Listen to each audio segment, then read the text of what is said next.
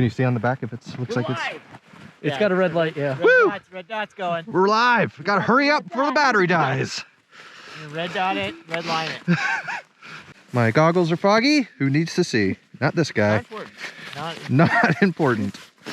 It's less scary when you can't see. That's right.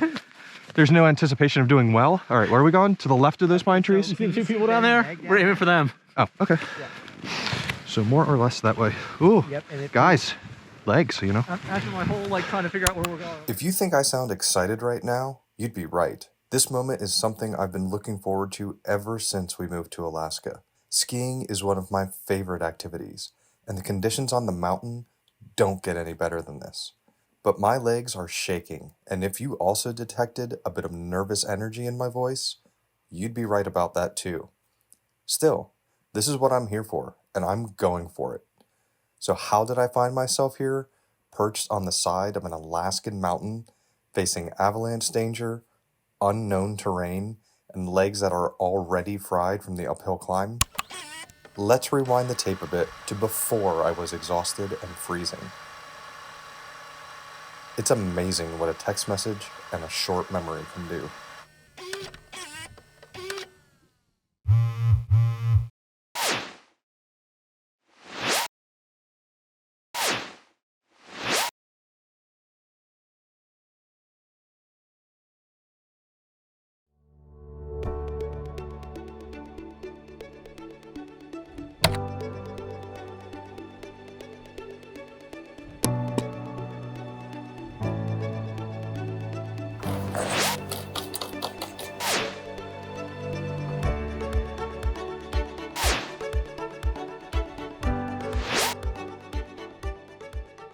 This is one of only a handful of backcountry experiences I've ever had, and skiing in the Alaskan backcountry is a bit different than the East Coast hills I grew up with.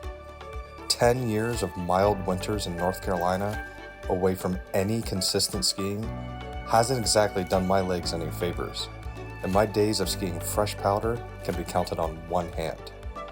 So the day started off with a bit of a nervous buzz even before the coffee kicked in. But soon I was with friends who were equally excited about the day, and we quickly loaded up the van and hit the road. Speaking of that short memory, yeah, I forgot my poles at home. Luckily, my friends had spares. My few previous backcountry experiences have been a bit of a mixed bag. I grew up resort skiing, and the effort needed to climb uphill before skiing back down isn't something I'm accustomed to. It's exhausting, and in a way can ruin the skiing on the way back down. I just don't have the legs to do both, at least not very well. So why do we do this? What is the payoff? Well, it turned out to be a bluebird day, and there's that fresh powder I was referring to earlier. It's what every backcountry skier chases, and the joy of skiing perfect powder is enough to override any leg pain. It's the benefit of that short memory. Red line it. Red dot All right. to the red line. See the two people down there? We're aiming for them. Oh, okay. So more or less that way. Ooh, guys, legs, you know. After my whole, trying to figure out where we're going.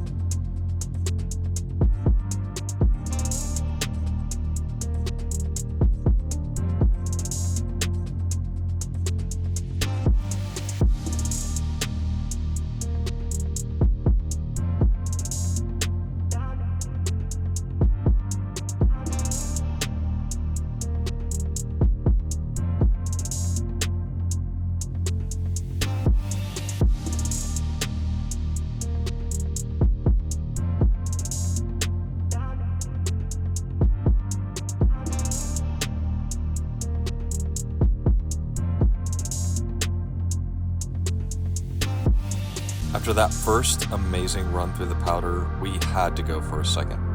We skinned our way up, wondering if the sun would ever poke its way around the mountain. And in the second half of our last run, we finally felt its warmth.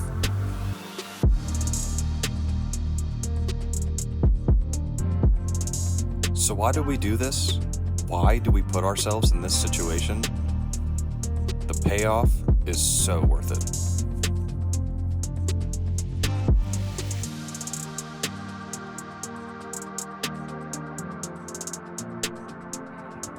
Hey everyone, we are wrapping up our day here at Tenderfoot. It's been fantastic. The snow, the powder is perfect. And just a little bit further to go to the road and my quads have had it, so I'm taking my time. Hopefully I'll make it the rest of the way down without falling and hurting myself. See you guys at the bottom.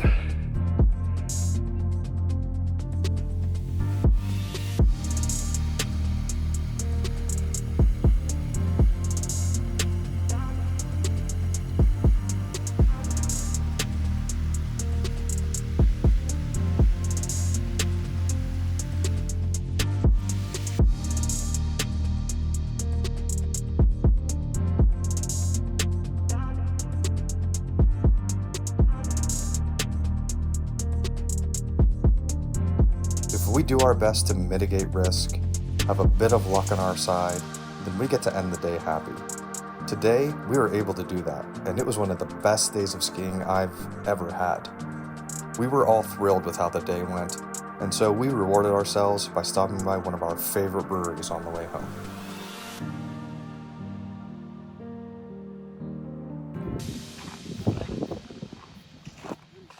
Little jello-y? Yeah, mine are pretty done too. So I want to get like June for the rest.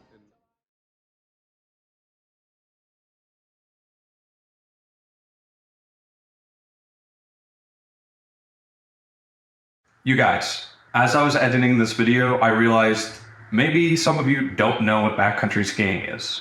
Totally fair.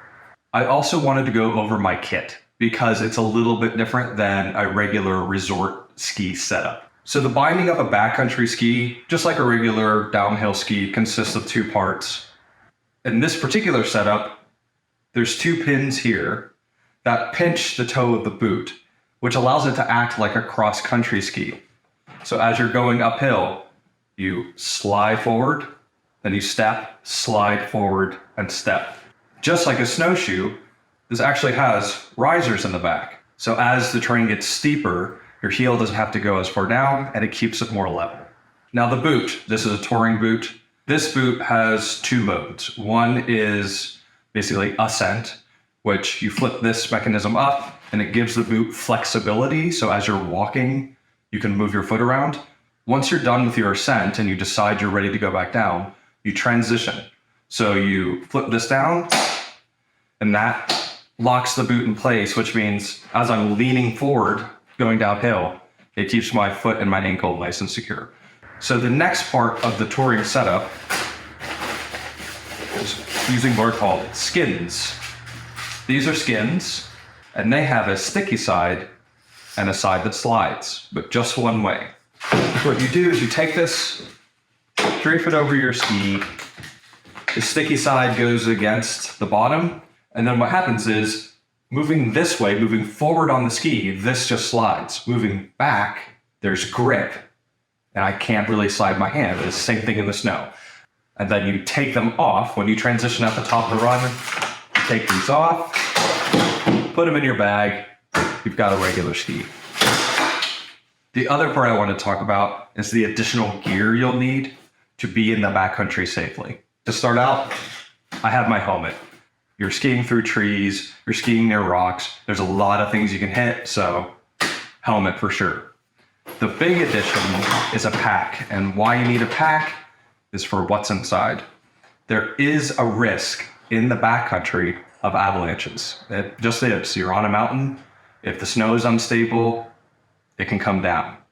Always check the avalanche danger before heading out. There's a bunch of websites that give accurate forecasts for how the avalanches are in your area.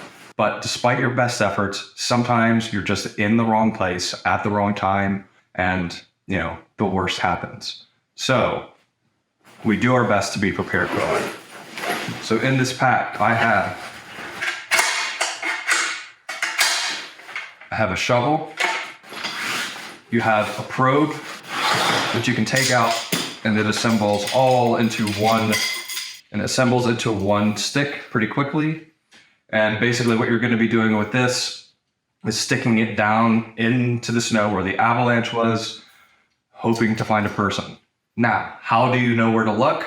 The last part of the kit is having an avalanche beacon. Now, it is worth practicing with these, and every time you go out, you should check and make sure your beacon is working. Should someone go under the snow in an avalanche, everyone else switches their beacon from a send signal to a find signal. You can triangulate where a person is before you start probing and digging. You don't want to be digging in the wrong spot. You're going to waste your time and energy, and you might not find that person in time. So you really want to practice with your Abby beacons. They can save a life. Again, I do my best to practice my best safety measures when I'm out there. If you guys have any recommendations for avalanche safety gear, or if you have anything else that you always take with you into the backcountry when you're skiing, please put it in the comments below.